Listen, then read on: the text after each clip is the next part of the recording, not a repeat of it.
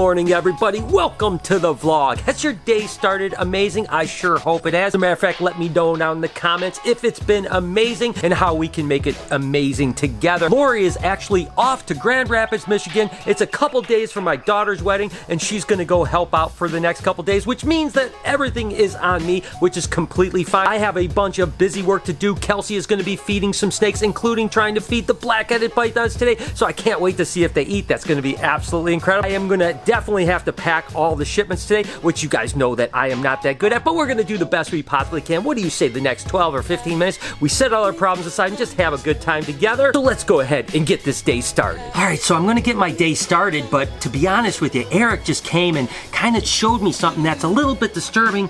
Oh, it looks a lot better now. It was kind of weird. Speedy had like kind of a weird thing on his eye, and I didn't know exactly what it was. Maybe it was just something caught in his eye, but I was definitely stressed out because it looked like it was weeping a little bit of wet by his eye. You know, he's such a tank. He just runs around and bumps into everything and goes crazy, so I thought maybe he had injured his eye. I was thinking, what am I gonna do? I'm gonna have to probably take Speedy to a vet. It still looks like there's a little piece right in the front part of his eye. I'm not really sure what it is. It definitely looks like maybe a little bit of an injury, and there's a little bit of pus in the corner of his eye, but it definitely looks much better than it did earlier today. It's the problem sometimes of having animals. It's like, now I'm all nervous and concerned. Oh, Speedy, I hope you're gonna be okay. I love him so much. I don't want anything to happen to him, so I'm gonna have to keep a really close eye on him. And if it gets any worse at all, or it doesn't start to get better, I guess he's gonna be off to the vet, but I wonder what a vet can do for something like that. Anyways, guys, all right, I gotta get my day started, but send positive vibes, please, because I don't want anything to happen to him. So now I am actually gonna start working,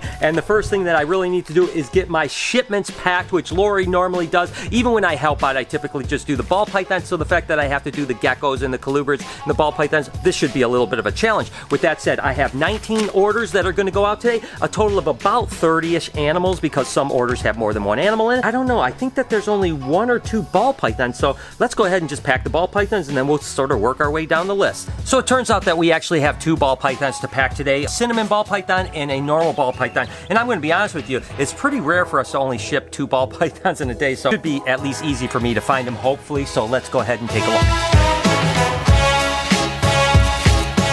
So the first one was super easy. Again, this is a Cine ball python, or a cinnamon ball python as they call them. It's a codominant mutation, and Superform is basically a solid dark brown to blackish type of snake. So it's pretty cool, and those are called Super Cine. So one more to go.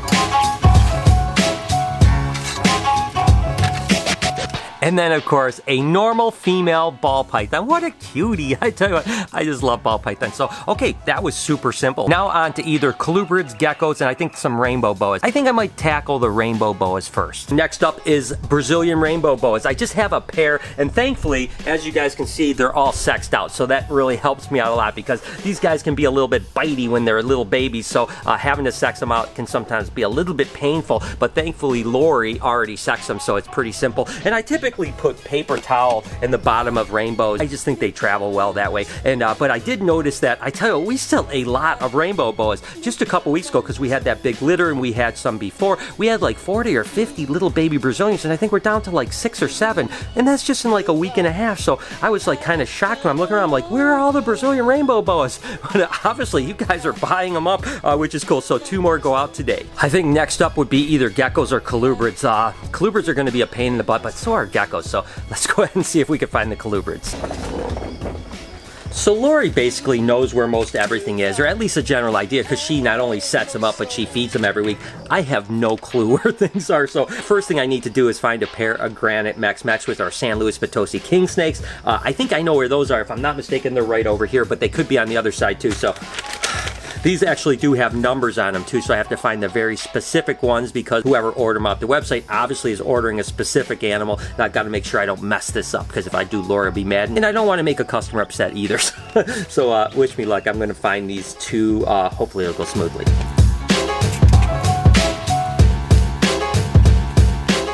Okay, so I found the female. Oh, she is absolutely gorgeous. I mean, take a look at that. And she's a chunky little monkey too. She's obviously been feeding really well. I couldn't find the male, but I'm gonna have to look again.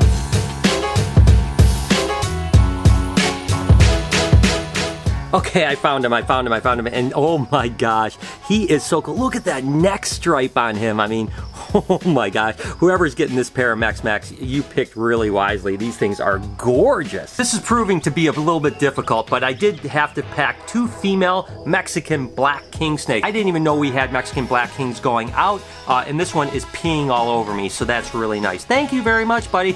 All right, well, we found one female, one more female to go.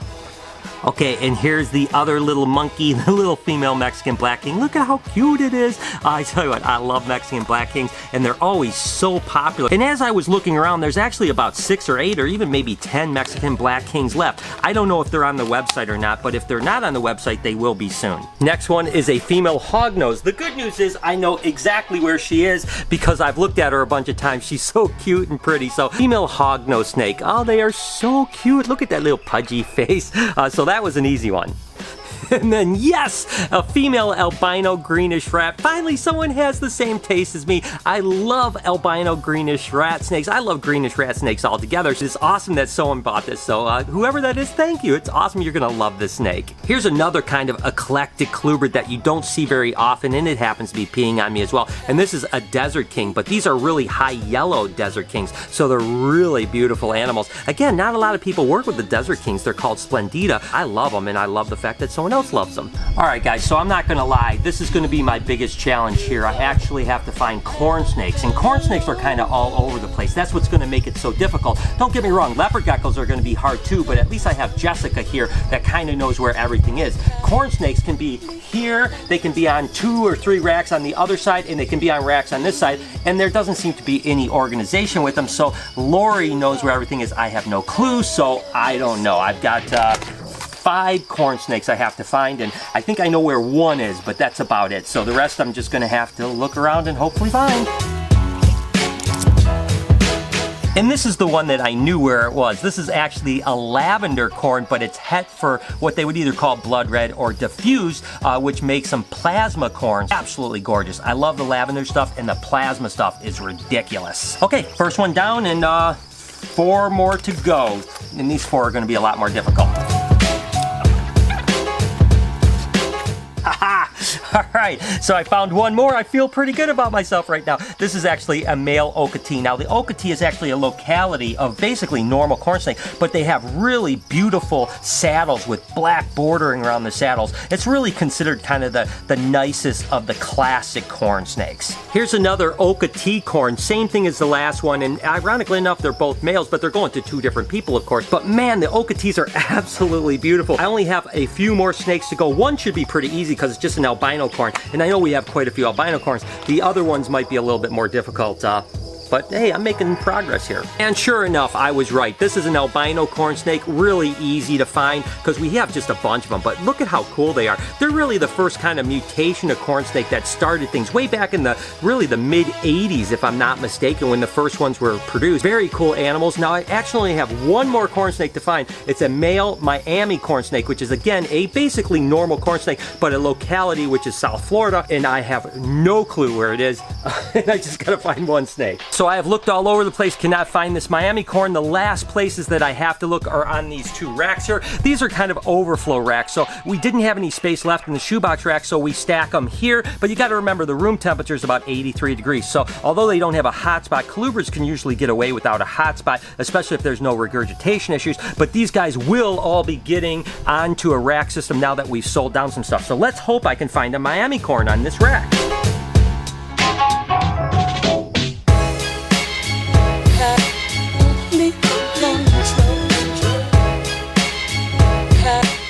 Okay, so the problem is that I only found a Miami Motley het blood red or het diffused, so that isn't the place. So, oh, wait, oh, look at what I got here. I've got 2 Miami corns. I literally was ready to give up. I'm like, I can't find a Miami corn, and I found it. This is my little animal here that I needed, a little male Miami corn snake. So, whew, I was getting worried because I thought I was gonna have to go through everything all over again. So that is success. Colubrids packed. Now I just have to worry about the leopard geckos, but I can recruit Jessica for that help. Right, Jessica? Yeah. Okay, gecko time. Jessica, we have 4 geckos to pack. Right, no problem. No problem. These are the 4 that we need here. I don't know if these are babies or these bigger ones. I have no clue. The easy ones or the harder ones? I want the easier ones. Here you go. Those are easier? The young ones? Yeah, because they're just like on these few racks right here. Okay, well, okay, so this is, look at this thing. This is an EJ380217-1. Like, yeah, like I'm gonna, it's easy to find that. I mean, what the hell, what is that? Do you want to race? Yeah. I bet I find mine quicker than you still. Holy crap. Okay, so I think there's two things. We're gonna race, number one, and number two, she's obviously not gonna give me any hints of where they're at. So, all right, let's go. Okay, guys, I got the first one. This is a little Max Snow. It's really beautiful. Liar! Ah! Mine first. It's already in the cup. No! Oh no! Oh no!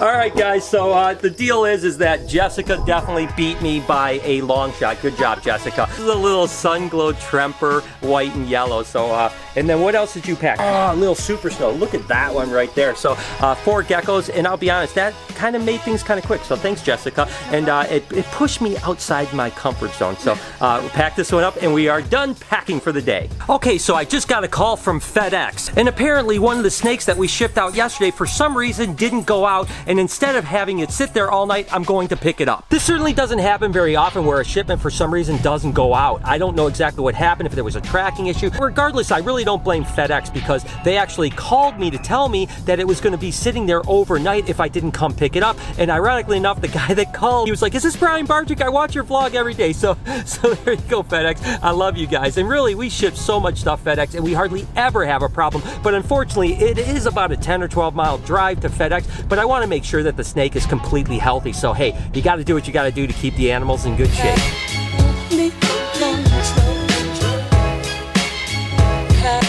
Hey guys, so today I'm going to be attempting to feed our new blackhead pythons for the first time today. They've been settling in pretty well, and they've been well started on frozen before they came to us, so I'm thinking that they'll do okay. Let's give this a try.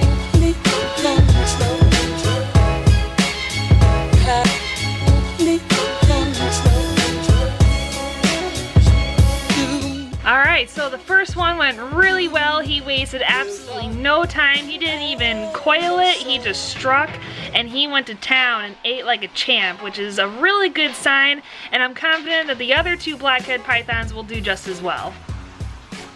Woo!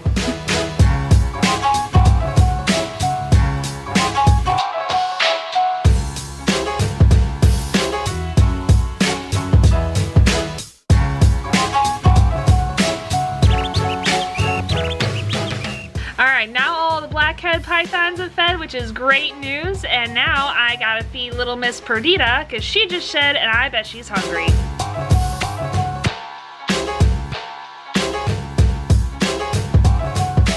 Alright, last but not least, I am going to try to feed our green anaconda Verde. Now we haven't had any success with getting her to eat yet. We've tried a few different things. I am going to be giving her a chick, so we'll see how that goes, and you know, if she eats then great, but if not, we're not too worried about it yet. She's otherwise very healthy. Alright, so feeding Verde didn't work out today, and that's just how it is. You know, we're not too worried about it, because otherwise she's very healthy. We've tried frozen rats, we've tried mice, we've tried the chick, and I decided I'm going to leave the chicken with her overnight and see if she decides that she's going to eat it on her own. Not too worried about it yet. We know we'll get her eating eventually. Alright, so good news. Kelsey told me that the black-headed pythons just ate. They ate good for you, huh? Yes, they did. Alright, that is awesome. Well, you guys may wonder what their names are. You guys gave us a ton of names. Kelsey kind of moderated and looked through and brought to the attention the ones that we thought were our favorites. What are their names? Snap, Crackle, and Pop. Snap, Crackle, and Pop. That's right. A handful of people said it. We also love the 3 Musketeers. We loved a whole bunch of other things. Larry, Moe, and Curly. A lot of people suggested that too. Yeah. So there was some really good ones, but we decided on Snap, Crackle, and Pop. So there you guys have it. Thank you for helping us name these, and I am so excited that the first time all 3 of them ate.